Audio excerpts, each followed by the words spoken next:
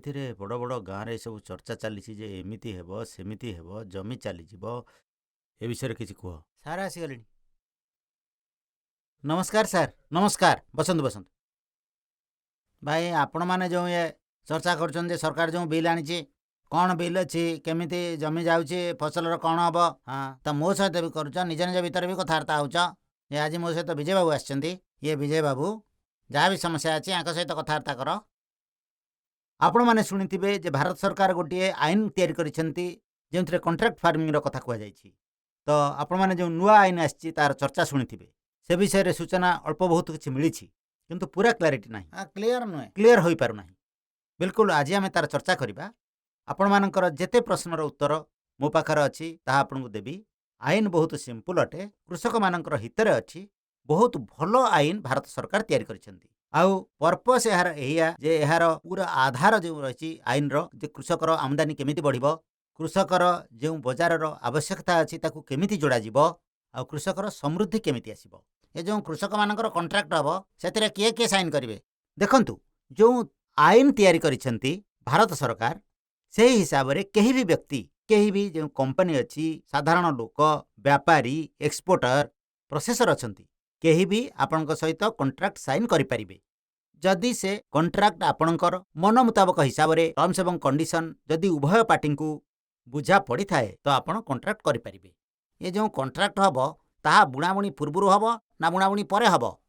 ଦେଖନ୍ତୁ, ଆପଣଙ୍କର ଏ ଯେଉଁ ପ୍ରଶ୍ନ ଯେ କୃଷକ କେବେ କଣ୍ଟ୍ରାକ୍ଟ ସାଇନ୍ କରିବେ, ଆପଣ ଚେଷ୍ଟା ଇଏ କରନ୍ତୁ ଯେ ସବୁବେଳେ ଫସଲ ଲଗାଇବା ପୂର୍ବରୁ ସାଇନ୍ କରନ୍ତୁ।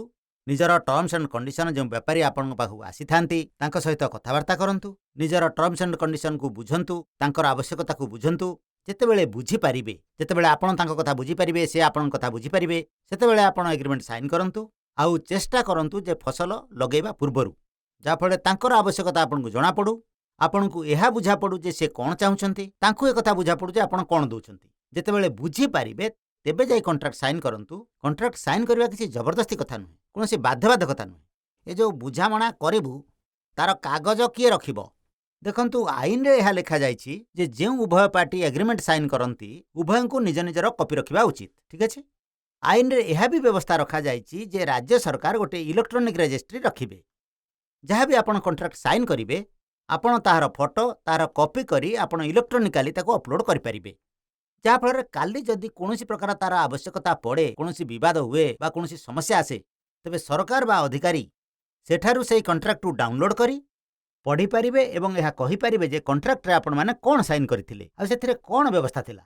ଯାହାଫଳରେ ବିବାଦରେ ଯଦି କୌଣସି ସମସ୍ୟା ଆସିବ ତାହା ସହଜରେ ସମାଧାନ ହେବ। ଯେଉଁ ଆମେ ବୁଝାମଣା କରୁଛୁ ତାର ସର୍ତ୍ତ କ'ଣ ହେବ ଏବଂ ତାକୁ କିଏ ସ୍ଥିର କରିବ? ଯେଉଁ ଆଇନରେ ଯେଉଁ ବ୍ୟବସ୍ଥା ରହିଛି ତାହା ଏହା ଯେ ଟର୍ମସ୍ ଆଣ୍ଡ କଣ୍ଡିସନ ଉଭୟ ପାର୍ଟି ମିଳିମିଶି ସ୍ଥିର କରିବେ। ଯେମିତି ଆପଣ ଜଣେ କୃଷକ ଆଉ ଜଣେ ବ୍ୟାପାରୀ ଯିଏ ଆପଣଙ୍କ ସହିତ କଣ୍ଟ୍ରାକ୍ଟ କରିବାକୁ ଚାହୁଁଛନ୍ତି, ଉଭୟ ଆପଣ ଦୁଇ ଜଣ ପରସ୍ପର ମଧ୍ୟରେ ଚର୍ଚ୍ଚା କରି ଟର୍ମସ୍ ଆଣ୍ଡ କଣ୍ଡିସନ ଫାଇନାଲ କରିବେ। କେହି କାହାରି ଉପରେ ଚାପ ପକାଇ ପାରିବେନି। ଠିକ୍ ଅଛି। ଯେତେବେଳେ ଟର୍ମସ୍ ଆଣ୍ଡ କଣ୍ଡିସନ ଆପଣଙ୍କୁ ବୁଝା ପଡ଼ିଯିବ, ଯେତେବେଳେ ଆପଣଙ୍କୁ ଲାଗିବ ହଁ ଏବେ କଥାବାର୍ତ୍ତାରୁ କଥାଟା ବୁଝି ହେଉଛି, ସେତେବେଳେ ସେହି ଟର୍ମସ୍ ଆଣ୍ଡ କଣ୍ଡିସନକୁ ଆପଣ କାଗଜ ଉପରେ ଲେଖି ନିଅନ୍ତୁ। ତାହା ଆପଣଙ୍କର କଣ୍ଟ୍ରାକ୍ଟର ଅଧିକାର ହେବ। ଠିକ୍ ଅଛି। ସେହି ବେସ୍ରେ ଆପଣ ତାକୁ ସାଇନ୍ କରିବେ ଆଉ ତାହା ଆପଣଙ୍କର କଣ୍ଟ୍ରାକ୍ଟ ଫାର୍ମିଂର କଣ୍ଟ୍ରାକ୍ଟ ହେଇଯିବ। ତ ଉଭୟ ପାର୍ଟି ମିଳିମିଶି ସ୍ଥିର କରିବେ ଯେ ଟର୍ମସ୍ ଆଣ୍ଡ କଣ୍ଡିସନ କ'ଣ ହେବ।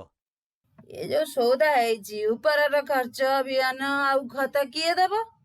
ଦେଖନ୍ତୁ, ବହୁତ ଭଲ ପ୍ରଶ୍ନ ଆପଣ କଲେ ଯେ ବହୁତ ଥର ଏ ବେପାରୀ ବା କମ୍ପାନୀ ସେମାନେ ତାଙ୍କ ତରଫରୁ କହନ୍ତି ଯେ ସେମାନଙ୍କୁ ଏକ ବିଶେଷ ପ୍ରକାର ଫସଲ ଲଗାଇବାର ଅଛି, ତାର ମଞ୍ଜି ପ୍ରାୟ ଆପଣଙ୍କୁ ବଜାରରେ ମିଳିବ ନାହିଁ।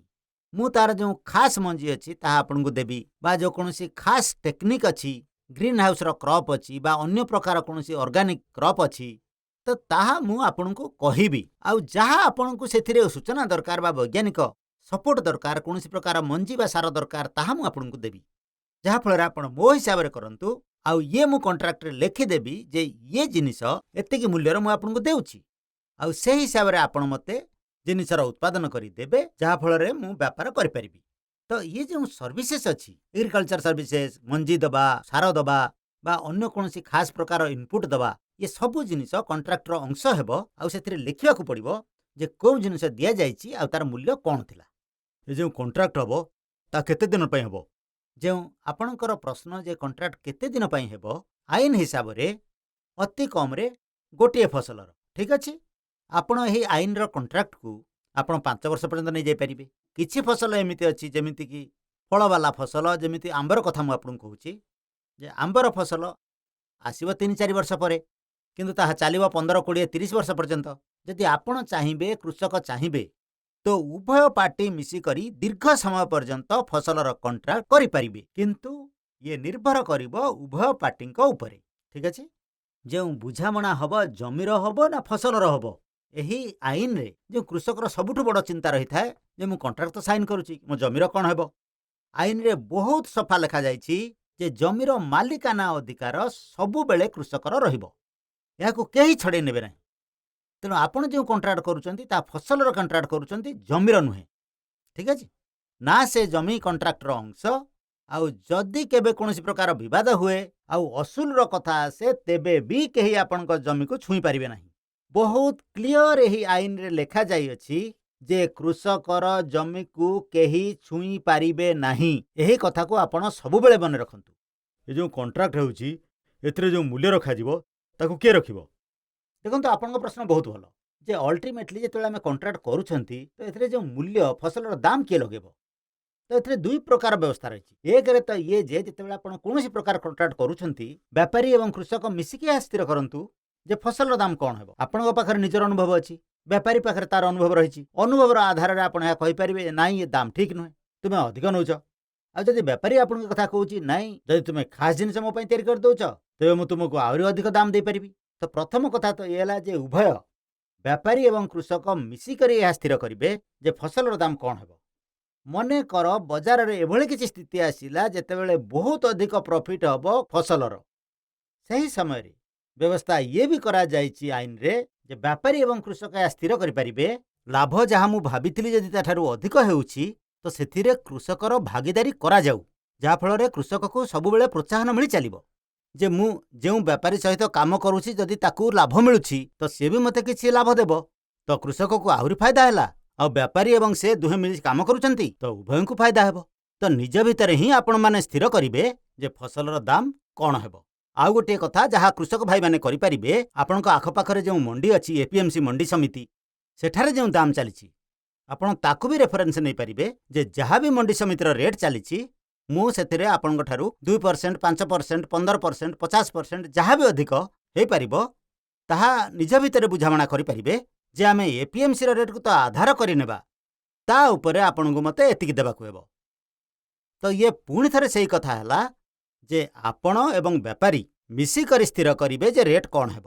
ଏପିଏମସି ଆପଣଙ୍କ ରେଫରେନ୍ସ ପ୍ରାଇସ୍ ହେଇପାରେ। ଏପିଏମସିକୁ ଆପଣ ମାର୍ଗଦର୍ଶକ ମାନିପାରିବେ ଯେ କେଉଁ ପ୍ରକାର ପ୍ରାଇସ୍ ସ୍ଥିର କରାଯିବ। ଇଏ ଯେଉଁ ଫସଲ ତିଆରି ହେବ ଏହାକୁ ନେବା ପାଇଁ କିଏ ଆସିବ? ଆମେ ଏହାକୁ ନେଇକି ଯିବୁ ନା କେହି ନେବାକୁ ଆସିବ? ବହୁତ ଭଲ ପ୍ରଶ୍ନ ଆପଣ କରିଛନ୍ତି ଯେ ଫସଲ ତିଆରି ହେଇଗଲା ପରେ କଣ୍ଟ୍ରାକ୍ଟ ହେଇଗଲା ମୋର, ଏବେ ଇଏ ମାଲର ମୁଁ କ'ଣ କରିବି, କିଏ ଏହାକୁ ନେବାକୁ ଆସିବ? ଦୁଇଟି ସୁବିଧା ଏହି ଆଇନରେ ଦିଆଯାଇଛି। ଏକରେ ତ କୃଷକର ଜମିରୁ ଯେଉଁ ବ୍ୟାପାରୀ ସେ କହିବ ମୁଁ ଆପଣଙ୍କ କ୍ଷେତରୁ ଉଠାଇ ନେଉଛି। ଦ୍ୱିତୀୟରେ ସେ ଏକଥା କୃଷକକୁ କହିପାରିବ ଯେ ଆପଣ ମାଲ ମୋ ଗୋଦାମରେ ପହଞ୍ଚାଇ ଦିଅନ୍ତୁ, ଆଉ ଯାହା ଭଡ଼ା ଲାଗିବ ମୁଁ ତାହା ଆପଣଙ୍କୁ ଦେଇଦେବି। ତ ଆଉ ତାହା ଏମିତି ହେଇପାରିବନି ଯେ ଆପଣ ଫସଲ କାଟିଦେଲେ ଆଉ ବ୍ୟାପାରୀ ଆସୁନାହିଁ। ତାର ଏକ ଟାଇମ୍ ଫ୍ରେମ୍ ଦିଆଯାଇଛି ଆଇନରେ ଯେ ଏତିକି ସମୟ ଭିତରେ ହିଁ ଆପଣଙ୍କୁ ଫସଲ ଉଠାଇବାକୁ ହେବ। କାରଣ କାଟିବା ପରେ ଯଦି ଫସଲ ଖରାପ ହେଇଯାଏ ତେବେ କୃଷକର କ୍ଷତି ହେବ। ତ କୃଷକର ହିତକୁ ରକ୍ଷା କରିବା ପାଇଁ ଆଇନରେ ବହୁତ ସଫା ଲେଖାଯାଇଛି ଯେ ବ୍ୟାପାରୀର ଦାୟିତ୍ୱ ହେବ ଯେ ଯେମିତି କଣ୍ଟ୍ରାକ୍ଟର ଫସଲ ଅମଳ ହେଇଯିବ ତ ସେ ଫସଲ ଉଠାଇବାର ବ୍ୟବସ୍ଥା କରନ୍ତୁ। ଆଉ ଯଦି କୌଣସି କାରଣରୁ ସେ ତାହା କରନ୍ତି ନାହିଁ, କୃଷକକୁ ବି ଅଧିକାର ଅଛି ଯେ ସେ ଫସଲକୁ ଆଉ କେଉଁଠି ବିକିଦେବେ ଆଉ ନିଜର ଯେଉଁ ତାର ଲାଭ ବା ଯେଉଁ କିଛି ଆମଦାନୀ ହେଉଛି ତାହା କୃଷକର ହିଁ ହେବ। ପୁଣି ସେଥିରେ କଣ୍ଟ୍ରାକ୍ଟ ବାଲା ଯେଉଁ ବ୍ୟାପାରୀ ସେଥିରେ ସେ ଦଖଲ ଦେଇପାରିବ ନାହିଁ, କାରଣ ସେ ଠିକ୍ ସମୟରେ ଫସଲ ଉଠାଇଲା ନାହିଁ। ଯେଉଁ ମୋର ଫସଲ ତାର କ୍ୱାଲିଟି କିଏ ଚେକ୍ କରିବ ଆଉ ତାହା କେଉଁଠି ହେବ? ଦେଖନ୍ତୁ, ଯେଉଁ କଣ୍ଟ୍ରାକ୍ଟ ଆପଣଙ୍କ ସହିତ କରାଯାଇଛି ତାର କ୍ୱାଲିଟିକୁ ନେଇକରି ବ୍ୟାପାରୀ ହିଁ କରିଛି, ତ କ୍ୱାଲିଟି ଚେକ୍ କରିବାର ଅଧିକାର ବ୍ୟାପାରୀଙ୍କର ଅଛି। ଆଉ ଯେଉଁ ଆଗ୍ରିମେଣ୍ଟରେ ଆପଣ ଲେଖିଛନ୍ତି ଯେ କେଉଁ କ୍ୱାଲିଟିର ମାଲ ହେବା ଦରକାର ତାର ଆଧାରରେ ହିଁ ଚେକ୍ କରିବ। ଠିକ୍ ଅଛି?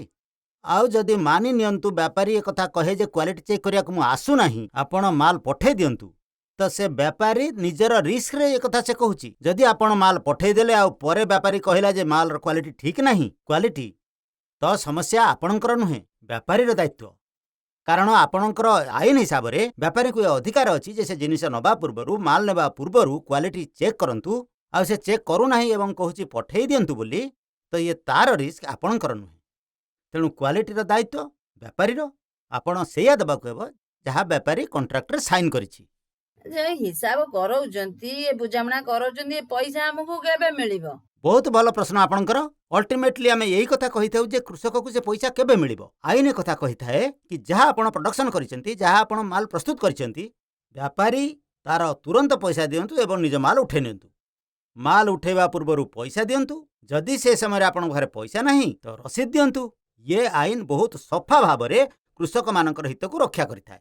ଯେଉଁ ଆମର ବୁଝାମଣା ହେବ ସେଥିରେ ରାଜ୍ୟ ସରକାର ଦଖଲତ ଦେବେ ନାହିଁ ବା ଅନ୍ୟ କେହି।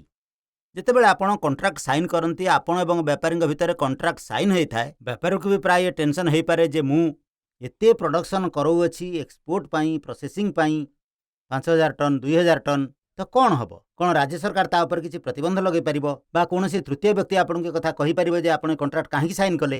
ବେପାରୀ ସହିତ ଆପଣ ସାଇନ୍ କରିପାରିବେ ନାହିଁ। ଏଭଳି ଭୁଲ ବୁଝାମଣା ଲୋକମାନଙ୍କ ଭିତରେ ଅଛି। ଆଇନ ହିସାବରେ ବହୁତ କ୍ଲିୟର ଇଏ କୁହାଯାଇଛି ଯେ ଯଦି ଆପଣ କଣ୍ଟ୍ରାକ୍ଟ ଫାର୍ମିଂ ଆଇନ, ଯାହା ଭାରତ ସରକାରଙ୍କର ନୂଆ ଆଇନ ଆସିଛି, ଯଦି ତାହା ଅନ୍ତର୍ଗତ ଆପଣ କଣ୍ଟ୍ରାକ୍ଟ ସାଇନ୍ କରିଛନ୍ତି, ସେଥିରେ ରାଜ୍ୟ ସରକାର ବା କୌଣସି ଡିପାର୍ଟମେଣ୍ଟ ଦଖଲ କରିପାରିବ ନାହିଁ। ଯେମିତି ଆଇନ ଅଛି ଭଣ୍ଡାରଣ ବ୍ୟବସ୍ଥାକୁ ନେଇକରି ଏସେନ୍ସିଆଲ କମୋଡିଟି ଆକ୍ଟ, କ'ଣ ଆପଣ ତା ଅନ୍ତର୍ଗତ ଏଥିରେ ରେଷ୍ଟ୍ରିକ୍ସନ୍ ଲଗାଇ ପାରିବେ? ଆପଣ ତା ଉପରେ ବି ଲଗାଇ ପାରିବେ ନାହିଁ। ମାନେ ଏସେନ୍ସିଆଲ କମୋଡିଟି ଆକ୍ଟର ଯେଉଁ ଆଇନ ଅଛି ତାହା ସେହି ଜିନିଷ ଉପରେ ବା ସେହି ଫସଲ ଉପରେ ଲାଗିପାରିବ ନାହିଁ ଯାହା ଏହି କଣ୍ଟ୍ରାକ୍ଟ ମାଧ୍ୟମରେ ଉତ୍ପାଦନ କରାଯାଇଛି। ତ ଆପଣ ନିଶ୍ଚିନ୍ତ ରୁହନ୍ତୁ, ଯଦି ଆପଣଙ୍କୁ ରେଟ୍ ଭଲ ମିଳୁଛି, ବେପାରୀ ଯଦି ଆପଣଙ୍କୁ ଭଲ ଦାମ ଦେବା ପାଇଁ ପ୍ରସ୍ତୁତ ଅଛି, ଆପଣ ବୁଝିପାରିଛନ୍ତି, ଆପଣ କଣ୍ଟ୍ରାକ୍ଟ କରନ୍ତୁ ଆଉ ଆପଣଙ୍କ ଫସଲର ଠିକ୍ ଦାମ ନିଅନ୍ତୁ। ଆପଣଙ୍କୁ କୌଣସି ବି ଡିପାର୍ଟମେଣ୍ଟରୁ, ତେଣିକି ତାହା ରାଜ୍ୟ ସରକାରଙ୍କର ହେଉ ବା କେନ୍ଦ୍ର ସରକାରଙ୍କର ହେଉ, କୌଣସି ଦଖଲଅନ୍ଦାଜି ହେବ ନାହିଁ। ଯଦି କୌଣସି କଥା ଉପରେ ବିବାଦ ହୋଇଗଲା ତ ତାର ସମାଧାନ କେମିତି ହେବ? ଦେଖନ୍ତୁ, ଆଜି ଆମେ ଗୋଟିଏ ବୁଝାମଣା କରୁଛନ୍ତି, କଣ୍ଟ୍ରାକ୍ଟ କରୁଛନ୍ତି, କେବେ କେବେ ଏମିତି ହେଇଯାଇପାରେ ଯେ ମନେ କରନ୍ତୁ କୌଣସି କଥାକୁ ନେଇ ବାଦ ବିବାଦ ହୋଇଗଲା। ଏବେ କ'ଣ କରାଯିବ? କିନ୍ତୁ ଆମେ ଛୋଟ କୃଷକ, ଆମର ବିବାଦ କେତେକୁ ନେଇ ହେବ? 1 ଟନ୍ର, 2 ଟନ୍ର, 5000ର, 15000ର, 20000ର। କିନ୍ତୁ 20000 ଟଙ୍କା ପାଇଁ ମୋତେ ଯଦି କୋର୍ଟର ଚକ୍କର କାଟିବାକୁ ପଡ଼େ ଆଉ ଜଣା ନାହିଁ ଓକିଲ ପାଇଁ କେତେ ଖର୍ଚ୍ଚ ହେବ, ତ ଇଏ ଭଲ ହେବ ନା ଯେ ଆମକୁ ନିଜ ଭିତରେ ସମାଧାନ କରିବା? ତ ଇଏ ବ୍ୟବସ୍ଥା ଏ ଆଇନରେ କରାଯାଇଅଛି ଯେ ସର୍ବପ୍ରଥମେ ଆମେ ନିଜ ଭିତରେ ବସି ଏହାକୁ ମେଣ୍ଟେଇବା। ଯଦି ନିଜ ଭିତରେ ଏହା ନ ମେଣ୍ଟିଲା ତେବେ ଆମେ ଏସ୍ଡିଏମ୍ ସାହେବଙ୍କ ପାଖକୁ ଯିବା। ଏସ୍ଡିଏମ୍ ସାହେବଙ୍କ ଦ୍ୱାରା ନ ମେଣ୍ଟିଲା ତ ତାଙ୍କର ଯେଉଁ ବଡ଼ ଅଧିକାରୀ ତାଙ୍କ ପାଖକୁ ଯିବା। କିନ୍ତୁ 30 ଦିନ ଭିତରେ ଏହି ଆଇନର ହିସାବରେ ଆପଣଙ୍କ ସମସ୍ୟାର ସମାଧାନ ହେବା ଦରକାର। ଆଜ୍ଞା, ଯାହାଫଳରେ କୃଷକ ବି ଖୁସି ରହିବ, ବେପାରୀ ବି ଖୁସି ରହିବ, ଆଉ ପରବର୍ତ୍ତୀ ଫସଲରେ ପୁଣି ମିଳିମିଶି କାମ କରିବେ। ତେବେ ତ ଫାଇଦା ଅଛି। ତେଣୁ ସେଥିପାଇଁ ଏ ଆଇନରେ ବହୁତ ସଫା ଲେଖାଯାଇଛି ଯେ ଜଲ୍ଦି ନ୍ୟାୟ ଏବଂ କମ୍ ଖର୍ଚ୍ଚରେ ନ୍ୟାୟ କୃଷକକୁ କେମିତି ମିଳିବ। ଏବେ ଯେତେ ଆପଣମାନେ ପ୍ରଶ୍ନ ପଚାରିଲେ ମୁଁ ତାର ଜବାବ ଦେଲି। ଆଶା ଯେ ଆପଣଙ୍କର ଆଉ କିଛି ପ୍ରଶ୍ନ ଥିବ। ମୋର ଗୋଟିଏ ନିବେଦନ ଆପଣ ସମସ୍ତଙ୍କୁ ଯେ ସଂସଦ ଏହି ଆଇନକୁ ପାସ୍ କରିଛନ୍ତି। ଇଏ ସମସ୍ତଙ୍କ ପାଖରେ ଅଛି, ଆପଣ ଇଣ୍ଟରନେଟ୍ରୁ ନେଇପାରିବେ, ଅଧିକାରୀଙ୍କ ଠାରୁ ନେଇପାରିବେ। ଚେଷ୍ଟା କରନ୍ତୁ ଯେ ଥରେ ଆପଣ ଆଇନକୁ ପଢ଼ନ୍ତୁ, କାରଣ ସବୁ ପ୍ରକାର ଲୋକ ଅଛନ୍ତି ସମାଜରେ।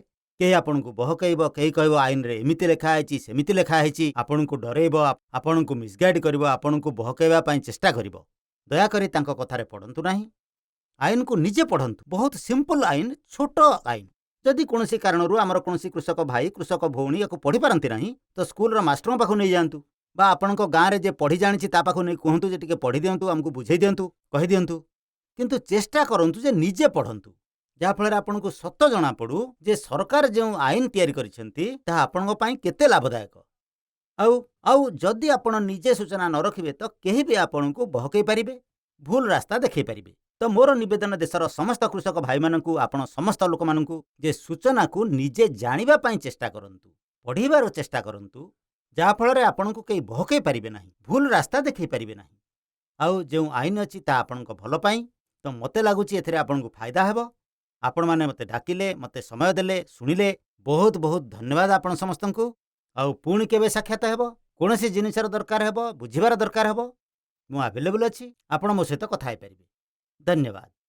ଏବେ ଆପଣମାନେ ଆମର କୃଷକ ଭାଇମାନଙ୍କ ସହିତ ଗୋଟିଏ ପରିଚର୍ଚ୍ଚା ଶୁଣିଲେ, ଯେଉଁଥିରେ ବହୁତ ଗୁଡ଼ିଏ ବିଷୟ ସେମାନେ ଉଠେଇଛନ୍ତି। ଭାରତର ଯେଉଁ କଣ୍ଟ୍ରାକ୍ଟ ଫାର୍ମିଂର ଆଇନ, ସେହି ସନ୍ଦର୍ଭରେ ସେଥିରୁ କିଛି ଖାସ୍ କଥାର ଚର୍ଚ୍ଚା ମୁଁ ଆପଣଙ୍କ ସହିତ କରିବି, ଯାହାଫଳରେ ଆପଣଙ୍କୁ ଏହି ଆଇନର ଫାଇଦା ବୁଝା ପଡ଼ିଯିବ ଆଉ ଆପଣ ତାର ଲାଭ ଉଠାଇ ପାରିବେ। कॉन्ट्रैक्ट फार्मिंग हिसाब रे कॉन्ट्रैक्ट केवल फसल पाई करा जाइअछि। एथिरे केउठी भी जमीर कॉन्ट्रैक्ट नाही। जमीर मालिकाना अधिकार सबु बेले कृषकर ही रहिबो। कॉन्ट्रैक्ट फार्मिंग एक्ट हिसाब रे जेउ कृषक भाई भाग जमीरे चाष करूछंती सेमाने भी कॉन्ट्रैक्ट करि परिबे। आउ सेथिरे यह निश्चित करबाकू हेबो जे कॉन्ट्रैक्ट केते समय पाई। कॉन्ट्रैक्ट फार्मिंग एक्ट हिसाब रे केही भी कृषकंक सहित कॉन्ट्रैक्ट करि परिबे। तेणिक से एक्सपोर्टर हुंतु, प्रोसेसर हुंतु, वेयरहाउस वाला हुंतु बा कंज्यूमर हुंतु, केही भी कृषकंक सहित कॉन्ट्रैक्ट करि परिबे। एथिरे एही कथार सुविधा रखा जाइछि। कृषक अति कम रे गोटिए फसल पाई कॉन्ट्रैक्ट करि परिबे। अधिक रु अधिक 5 वर्ष पाई। जदि कोनोसी एमिति फसल अछि जेमिति गछर फसल होइथाय ता लंबा समय पाई होइथाय। यह कृषकर इच्छा उपर निर्भर करिबो जे से कॉन्ट्रैक्ट करबाकू चाहंती ना नाही। कृषकर पेमेंट कृषकर माल उठेबा पूर्वरु दबाकू हेबो। जदि कोनोसी कारणरू व्यापारी सही समय पेमेंट करि नथांती तो तांकू रसीद दबाकू हेबो एवं लिखिबाकू हेबो जे केते पेमेंट बाकी अछि। आईन रो हिसाब रे एग्रीमेंट रो कॉपी कृषक एवं व्यापारी उभयंक पाखरे रहिबो। आउ ता सहित राज्य सरकार गोटे इलेक्ट्रॉनिक रजिस्ट्री रो प्रावधान करिवे जेथिरे जे भी कृषक कॉन्ट्रैक्ट साइन करिवे ताहा सेथिरे रखा जिवो।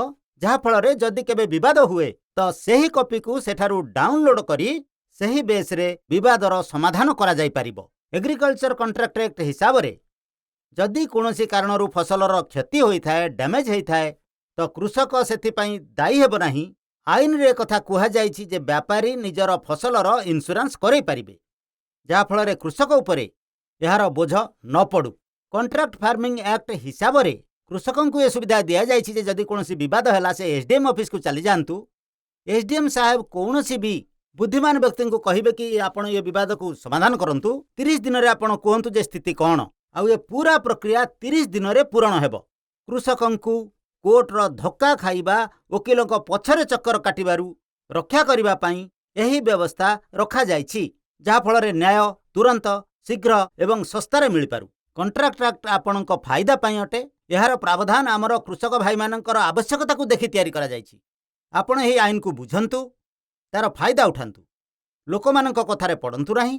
एगुडिकर प्रावधान को बुझंतु एवं सेथिरु लाभ उठांतु। कॉन्ट्रैक्ट जदि बुझी पारुचंती तेबे साइन करंतु, नहले करंतु नाही। बहुत बहुत धन्यवाद।